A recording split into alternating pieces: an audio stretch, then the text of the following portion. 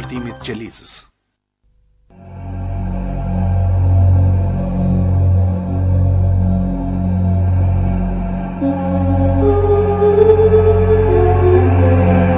Teoria e evolucionit u zhvillua nga Charles Darwini në mes të shekullit të 19.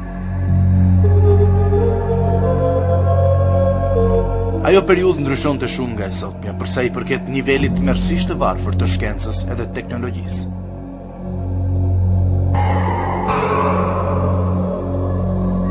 Shkencëtarëve të shekullit të 19 u duhej të punonin në laboratore të thjeshtë me pajisje shumë primitive.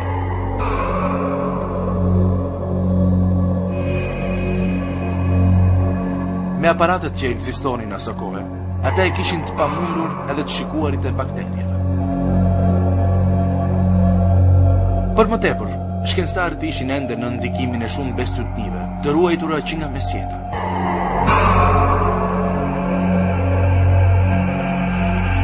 Një nga këto bestytni ishte se jeta kishte një formë të thjeshtë.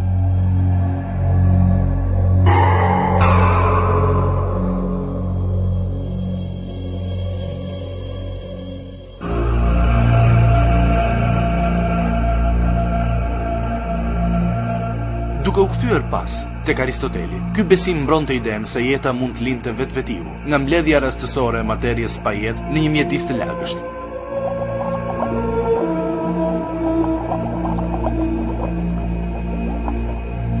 Ndërsa zhvillonte teorinë e tij, Darwini u mbështet në idenë se jeta mbështetej mbi një strukturë tepër të thjeshtë.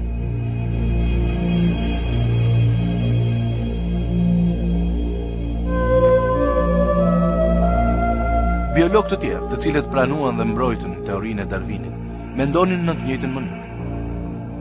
Për shembull, mbrojtësi më i madh i darwinizmit në Gjermani, Ernest Haeckel, vandehte se qeliza e gjallë, e cila mund të shihej vetëm në formën e një njolle të zezë nga mikroskop të asaj kohe, kishte një strukturë teje të thjeshtë.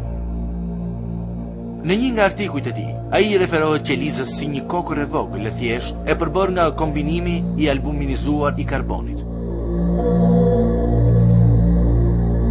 Teoria e evolucionit mbështeti në supozime të tilla.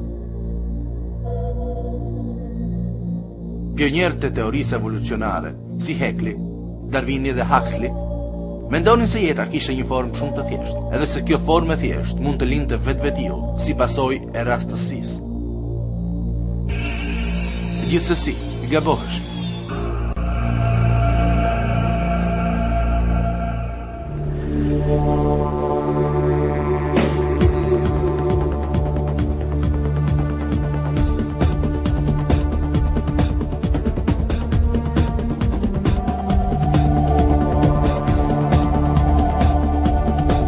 Në 150 vjetët që kanë kaluar që nga koha e Darwinit, në shkencë dhe në teknologji, janë hedhur hapa vigan.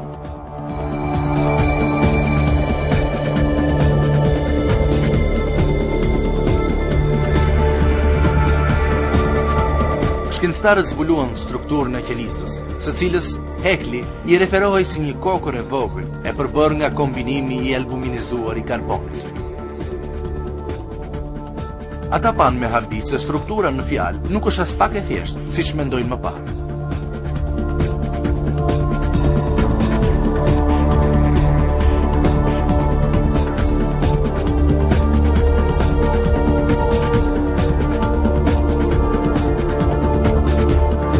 U zbulua se qeliza ka një sistem shumë të ndërlikuar, edhe të paimagjinueshëm për kohën e Darwinit.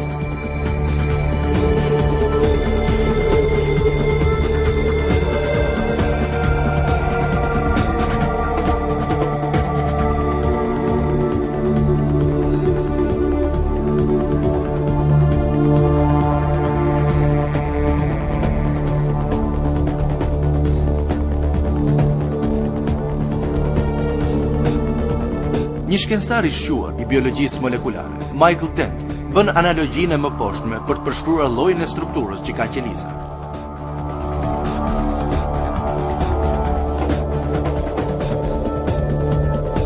Për të kuptuar realitetin e jetës, ashtu siç na është shpalosur nga biologjia molekulare, duhet të smadojmë një qelizë 1000 milion herë, derisa ajo të arrijë diametrin 20 kilometra dhe t'i përngjajë një anije gjigande kozmike aq të madhe, sa të mbulojë një qytet të madh, sa Londra apo New York. Ajo që ne do të shihnim më pas, do të ishte një objekt me një ndërlikueshmëri edhe ndërtim të hollësishëm të paparë ndonjëherë. Në sipërfaqen e qelisës do të shihnim miliona hyrje, si vrimat anësore të një anije të madhe kozmike, të cilat hapen dhe mbyllen për të lejuar një rrymë të vazhdueshme materialesh për të rrjedhur brenda dhe jashtë. Nëse do të hynim në ndonjë nga këto hyrje, do të gjendeshin në botën e një kompleksiteti mahnitës edhe të një teknologjie të përkryer dhe të jashtëzakonshme. Michael Denton, evolucioni një teori në krizë. Tani le t'i hapim edhe le t'i japim jetë analogjisë anijes kozmike të profesor Dentonit edhe të shohim më nga afër kompleksitetin e qelisës. Filmi. Udhtimi ynë fillon me hormonet që kërkojnë një qelizë të përshtatshme për veten.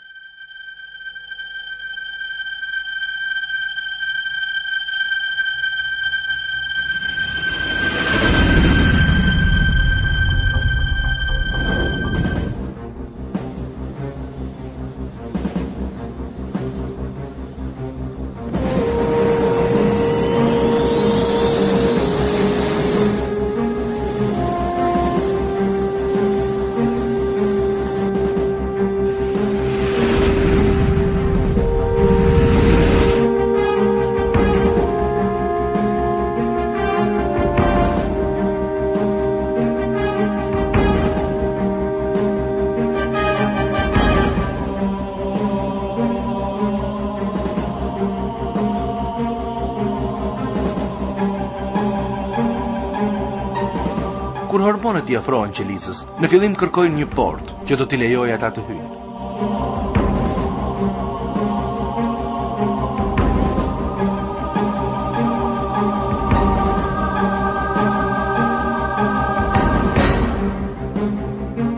Portat e qelizës janë përzgjedhëse në mënyrën se si veprojnë.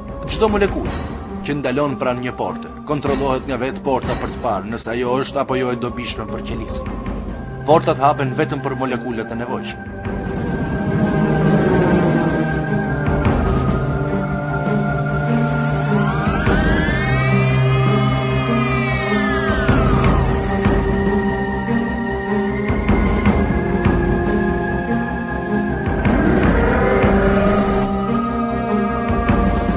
Nëse një material i dëmshëm, si për shembull një virus, përpiqet të hyjë në portën e qelizës, situata ndryshon. Porta e qelizës analizon materialin, zbulon që ai është i dëmshëm edhe e zbraps atë.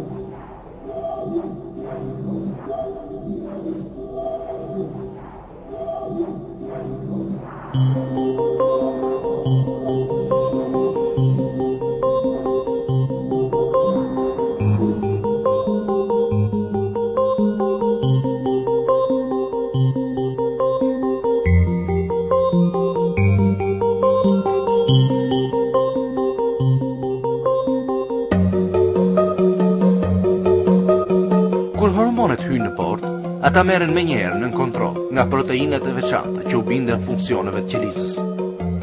Këto proteina quhen enzima.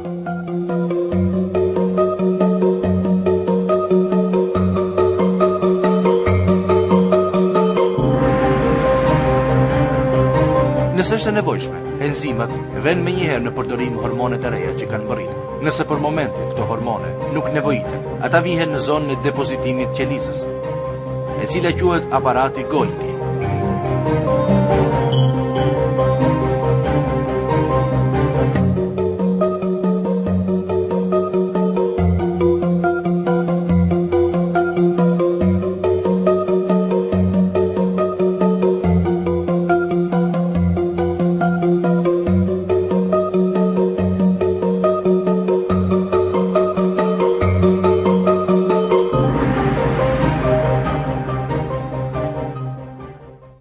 Disa molekula si insulina që transporton molekulet e sheqerit janë shumë të mëdha për të kaluar nga porta e qelizës.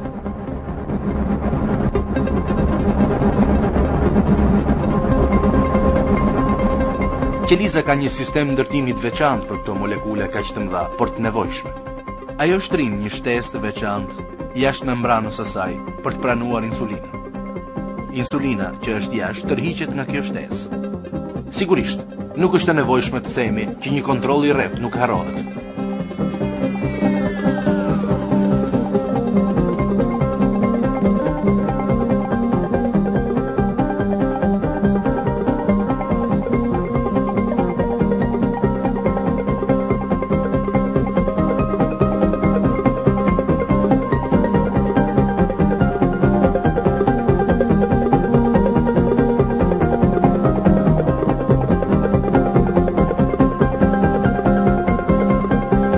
Kur ajo hyn, enzimat e veçanta korriere mbledhin me kujdes molekulet e sheqerit në insulinë. Enzimat bartin molekulet e sheqerit që i marrin nga insulina për në mitokondri, e cila përbën fabrikën gjeneruese të fuqisë së qelizës.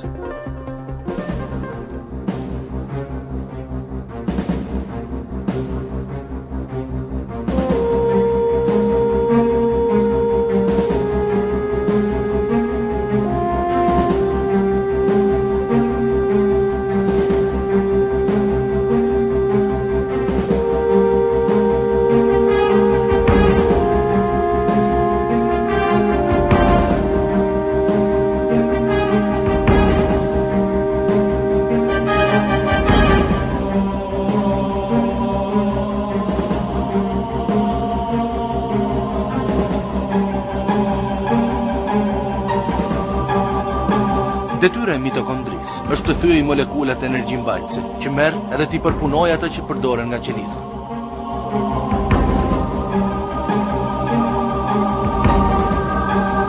Qeskat energjike të ATP-s, të prodhuara si pasojë e reaksioneve shumë të ndërlikuara në mitokondri, transferohen në dhomzat përkatëse të qelizës, edhe një herë nëpërmjet një mekanizmi.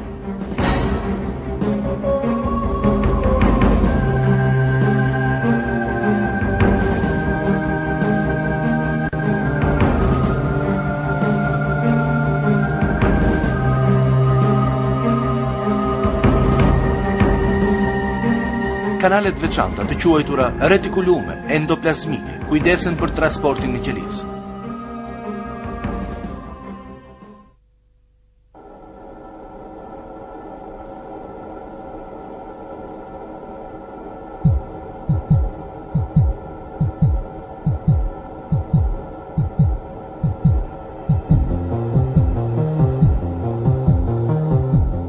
Bërthama e cila i përngjan një qëndre gjigande të përpunimit të informacionit është truri i sistemit kompleks të qelizës.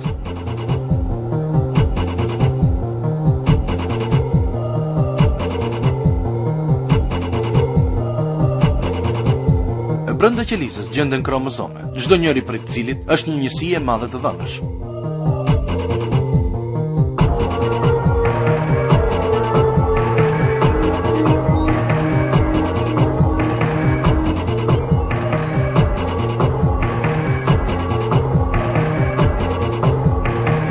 Kromozomet përbëhen nga zinxhira DNA-je të ndërlidhur.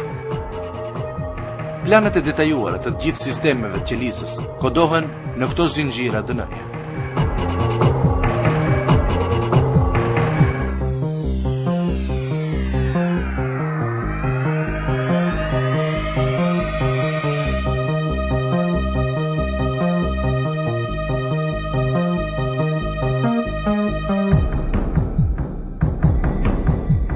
Një zinxhir DNA është një spirale e përbërë nga rregullimet paraprake të 4 molekuleve të ndryshme. Këto 4 molekule janë në fakt një alfabet i përbërë prej 4 shkronjash.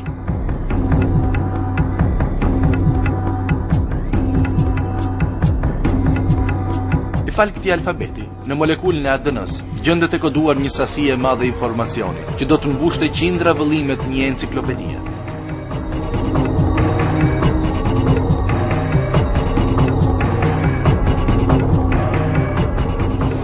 Ky sistem kodues përfshin planet e hollësishme të prodhimit të mira enzimave edhe proteineve të ndryshme, të përdorura në qelizë. Projektet e gjitha molekuleve organike që do të strukturohen në qelizë janë të shkruara në ADN deri në hollësinë më të vogël.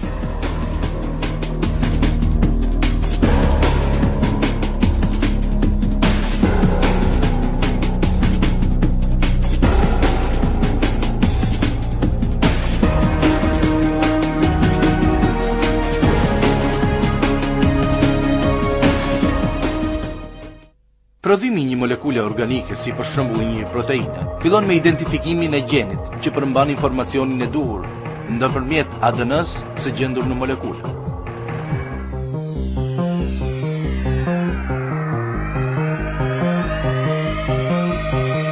Një enzim e ngarkuar ekskluzivisht në këtë detyrë hap ADN-n si një zinxhir.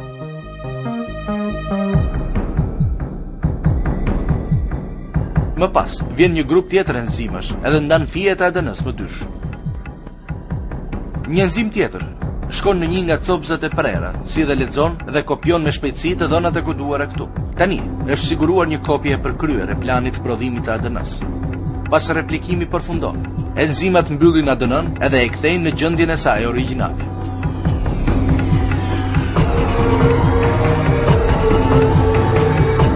Kopja e prodhuar nga ADN-ja quhet RNA lajmëtare. RNA-ja lajmëtare përmban planin e prodhimit të një proteine që i shërben një qelizë.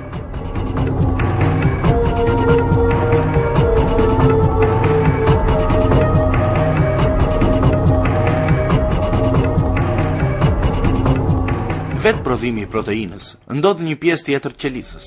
Kjo strukturë, të cilën mund ta quajmë edhe fabrikë të qelizës, është ribozomi. Në ribozom ka një sistem të përsosur prodhimi. RNA-ja lajmëtare del nga fundi i një ribozomi edhe përparon ngadalë. Ndërkohë bartës të quajtur molekula transferuese RNA transportojnë në ribozom në një gjendje të plotë edhe në sekuencën e duhur aminoacidet, të cilët janë përbërjet që nevojiten për prodhimin e proteinës.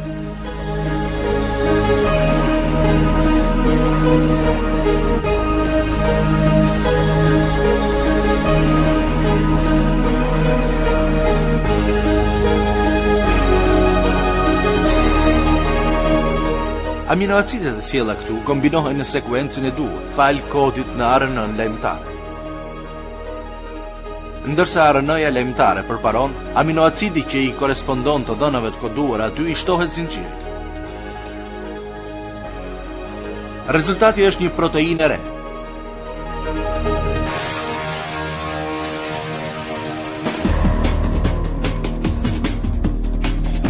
Gabimi më i vogël në sekuencën e aminoacidit do të bënte të panevojshme proteinën e prodhuar.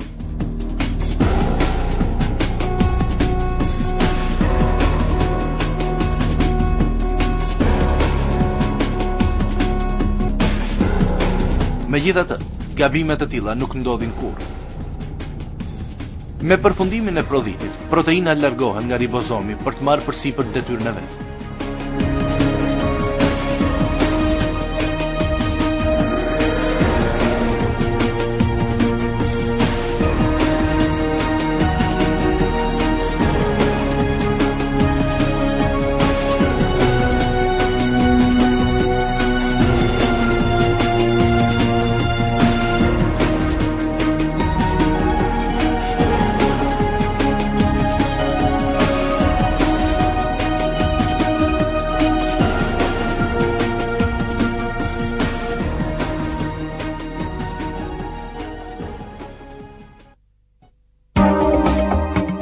Këto proceset jashtëzakonshme ndodhin jo shumë larg, por mu në trupin tënd. Ngjarjet që ne kemi thjeshtëzuar këtu janë në fakt shumë të ndërlikuara dhe ato përsëriten vazhdimisht në secilën prej 100 trilion qelizave që gjenden në trupin tënd.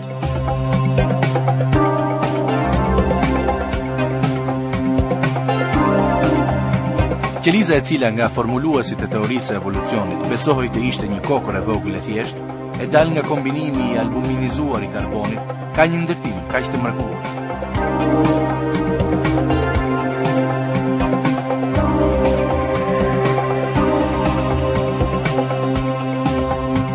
Ky sistem i jashtëzakonshëm, sigurisht që nuk mund të jetë shfaqur rastësisht, siç pretendon teoria e evolucionit.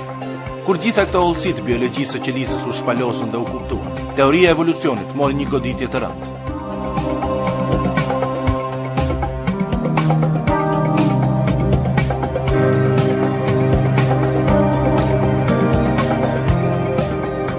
Sot, shumë nga shkencëtarët e njohur në botë pranojnë se jeta, ashtu si shtrupëzohet në qelizën e gjallë, nuk mund të jetë prodhimi i rastit, edhe pohojnë se një ndërtim shumë superior fshihet në të gjitha aspektet e jetës.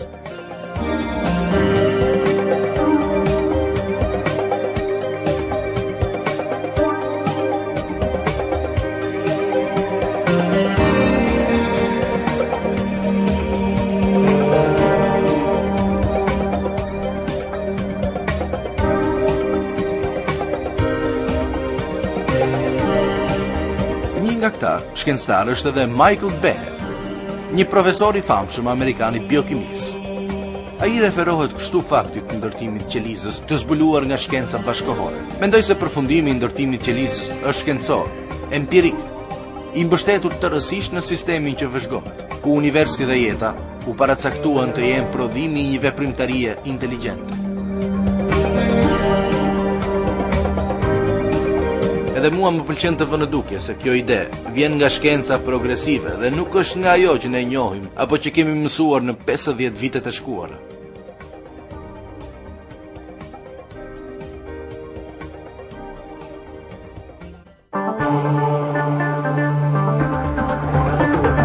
Me të vërtet shkenca tregon se të gjitha gjallësat janë sjellë në ekzistencë si pasojë një krijimi të ndërgjegjshëm. Duke dështuar në shpjegimin e sistemit të ndërlikuar të një qelize të vetme të gjallë, teoria e evolucionit gjithashtu dështon në shpjegimin e ndërtimit të trupave të krijesave të gjalla. Për shembull, aerodinamika e krahut njësor, metoda manitse të gjuetisë një merimake, një insekt i bërë për të përngjarë një gjetheje që mund të fshihet nga rreziqe, skicimi i syrit në flatrat e një flutre, apo ndjenja edhe mshurisë të kafshët. Jeta me gjithë hollësitë e saj të skicuara me përsosmëri është qartë as pasojë e një krijimi të lartë edhe të përkryer.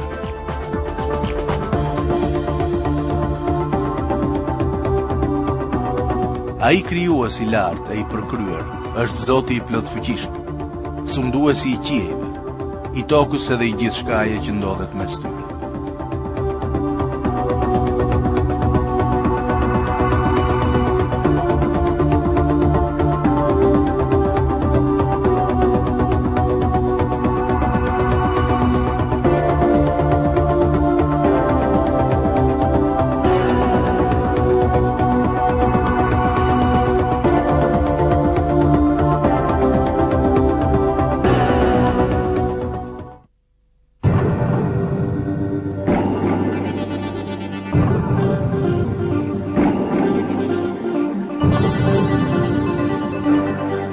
Syri. Kur sheh për qark teje në vendet e hapura, edhe në korijet e gjera, mund të shohësh një herëz të gjitha objektet më të largëta dhe më të afërta në të gjitha ngjyrat, format dhe përmasat e tyre. Kjo pamje, të cilën e arrijmë pa lodhje më të vogël, prodhohet si pasojë një numri të madh reaksionesh edhe ndërveprimesh komplekse në trupin tonë. Tani të shohim nga afër të gjitha këto operacione të ndërlikuara.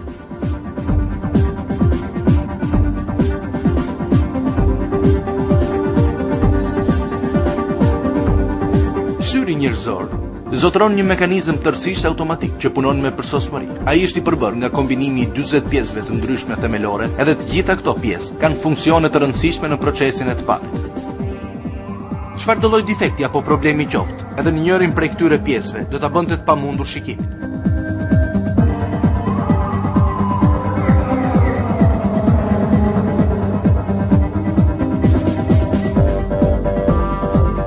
Shtresa transparente në anën e përparme të syrit është kornea.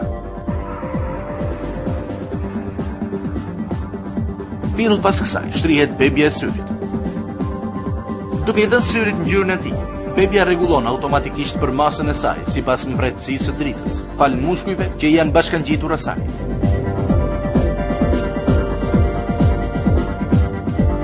Për shembull, nëse jemi në një vend të errët, bebja zgjerohet për të marrë sa më shumë dritë. Kur ndriçimi rritet, ajo të kurret për të ulur sasinë e dritës që hyn në sy. Sistemi i rregullimit automatik tek bebja funksionon kështu. Në çastin që drita hyn në sy, një impuls nervor udhton në tru edhe jep mesazh për ekzistencën e ndriçimit të dritës. Truri menjëherë kthen një sinjal që urdhëron se sa të ngushtohen muskujt rreth bebës. Një mekanizëm tjetër i syrit që punon paralelisht me këtë strukturë është lentja. Funksioni i lentes është të fokusojë dritën që vjen në sy për në shtresën e retinës në pjesën e pasme të syrit. Me fal lëvizjeve të muskujve për qark lentes, rrezet e dritës që vijnë tek syri nga këndet edhe largësi të ndryshme mund të fokusohen gjithnjë në retinë.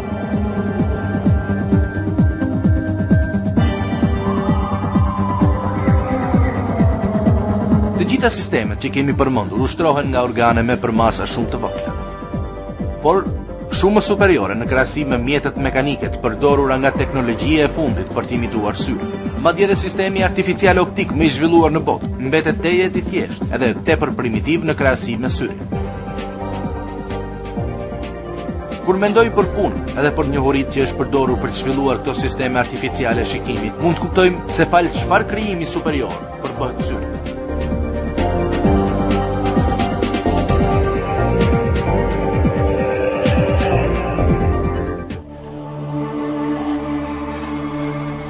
Nëse analizojmë miqëlisë të vetme të syrit në nivel mikroskopik, përparësia e këtij krijimi do të shpalosej edhe më tej.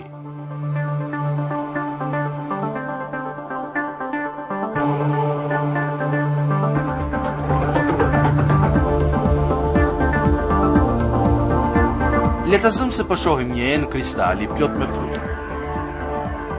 Rrezet e dritës që vinë nga kjo enë për tek syri nëpërmjet korneas edhe bebes fokusohen në retinë nga lentja. Çfarë ndodh në retinë që qelizat retinale të mund të perceptojnë dritën? Kur grincat e dritës të quajtura ndryshe fotone godasin qelizat në retinë, ato prodhojnë një efekt të rënës, si një rrjeshtë dominosh të vëna me kujdes njëra pas tjetrës. E para e këtyre dominove në qelizat e retinës është një molekule quajtur 11 cis retinale. Kur një foton dritën ndërvepron me të, kjo molekul ndryshon formë. Kjo sjell një ndryshim në formën e një proteine tjetër, rodofizinës, me cilën është e lidhur fort.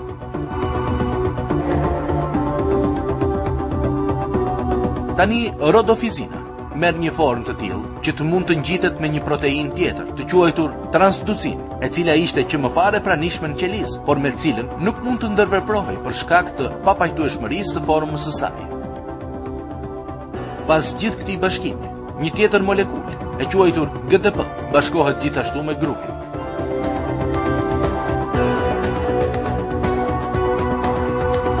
Tani dy proteinë, rodofizina dhe raducina, dhe molekula kimike e quajtur GDP, janë të lidhura së bashku. Megjithatë procesi sapo ka filluar. Përbërja e quajtur GDP tani ka formën e duhur për t'u lidhur me një proteinë tjetër, të quajtur fotodiesteraze, e cila ekziston gjithnjë në qelizë. Pas kësaj lidhje, forma e molekulës së prodhuar vë në punë një mekanizëm që bën të fillojë në qelizë një seri reaksionesh kimike. Ky mekanizëm ndryshon përqendrimet e ioneve në qelizë edhe prodhon energji elektrike. Kjo energji ngacmon nervat që shtrihen fill pas qelizës retinale. Përpasoj, pamja që erdhi tek syri, si një foton drite, vazhdon udhtimin e saj në formën e një sinjali elektrik. Ky sinjal përmban informacion pamor për objektin e jashtëm.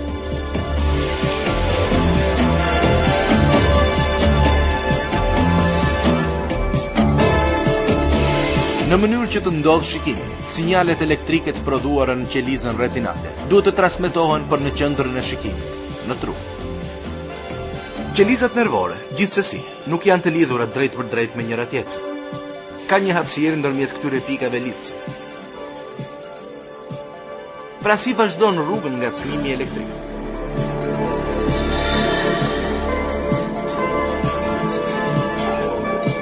Në këtë pikë fillon një tjetër tërësi e ndërlikuar operacionesh. Energjia elektrike shndron në energji kimike pas një humbje në informacionin që bartet dhe në këtë mënyrë informacioni transmetohet nga njëri nerv tek tjetri. Korrierët kimik të ndodhur në pika lidhëse të qelizave nervore transportojnë me sukses informacionin që ndodhet në ngacmimin që vjen prej syrit nga njëri nerv tek tjetri. Kur i transferohet nervi tjetër, ngacmimi transferohet sërish në sinjal elektrik dhe vazhdon rrugën e tij derisa mbaron në një tjetër pikë lidhëse.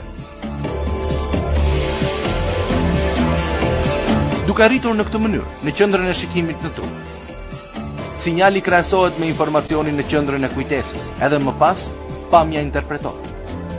Në fund ne shohim enën plot fruta, fal këtij sistemi të përsosur përbërë prej hollësish të panumërt.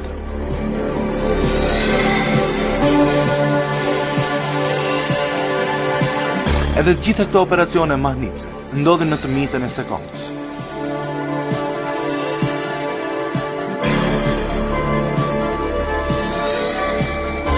Për më tepër, me që akti i parë ndodh shpesh, sistemi e përsërit vazhdimisht këto hap.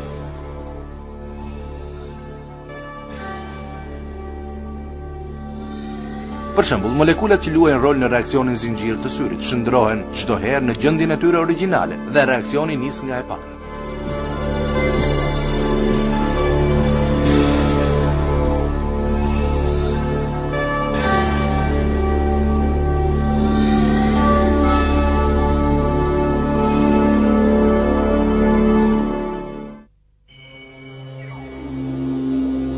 Sigurisht, në pjesët të tjera të trupit ndodhin njëkohësisht operacione, po kaq komplekse. Ne në të njëjtën kohë mund të dëgjojmë tingullin e objektit që po shohim edhe në varësi të rrethanave. Mund të nuhasim erën, ta shijojmë dhe ndjejmë prekjen e tij.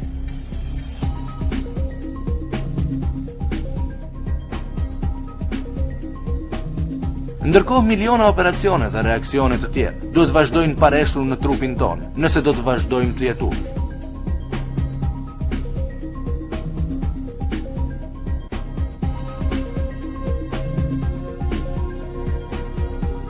Shkenca primitive e kohës së Darwinit nuk kishte asnjë njohuri për këto fakte, megjithse edhe vetë Darwini e kuptoi ndërtimin e mrekullueshëm të syrit edhe rretheu dëshpërimin e tij në një letër që i shkroi Asa Gray më 3 prill të vitit 1860, në të cilën thoshte: "E vetëm mendimi për syrin më tritëron tërë trupin." Cilësitë biokimike të syrit, të zbuluara nga shkenca bashkohore, i kanë dhënë një goditje aq të rëndë darvinizmit, saqë vetë Darwini nuk mund ta ketë imagjinuar. Procesi tërësorit të parit që kemi përmbledhur këtu në linjat përgjithshme është edhe më i ndërlikuar në detaje. Megjithatë, edhe kjo përmbledhje mjafton për të treguar se sistem madhështor është krijuar në trupin tonë. Reaksionet që ndodhin në sy janë kaq të ndërlikuara dhe kaq harmonike saqë është shumë e paarsyeshme të mendojmë se këto janë prodhimi i ngjarjeve rastësore, ashtu siç pretendon teoria e evolucionit. Biokimisti i famshëm Michael Perry bën këtë koment për kimin e syrit edhe teorinë e evolucionit në librin e tij Kutia e zezë e Darwinit.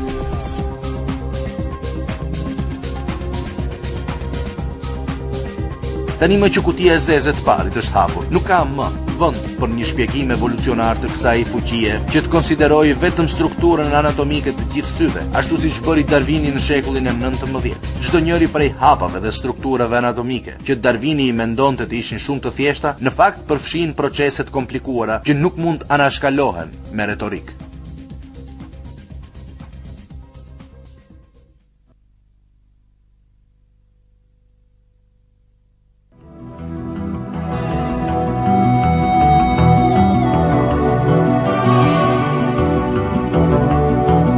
Por siç kemi parë, teoria e evolucionit është e paaftë të shpjegojë një sistem të vetëm në një qelizë të vetme të gjallë, edhe është shumë më e paaftë të shpjegojë jetën në tërësi.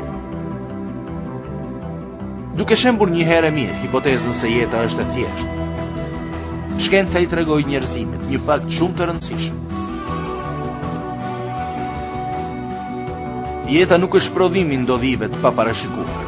Ajo është rezultat i një krijimi të përkryer. Krijimi i përsosur i një krijuesi të lartë që krijoi jetën, i cili është Zoti, sunduesi të gjitha botrave.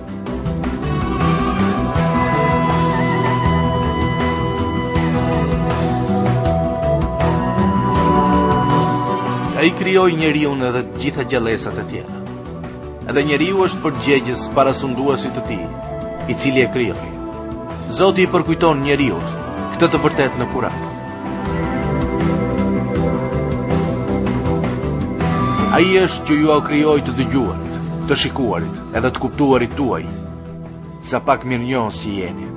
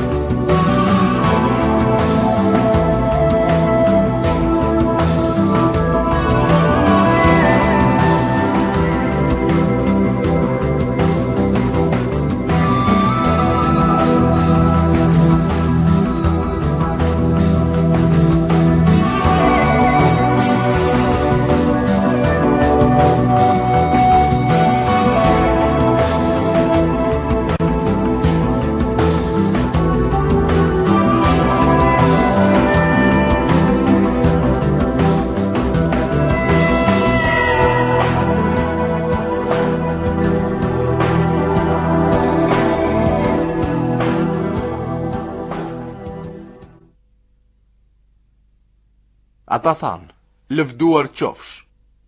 Ne nuk kemi dije tjetër përveç asaj që na mësove ti, pa dyshim. Ti je i gjithdijshmi, i urti.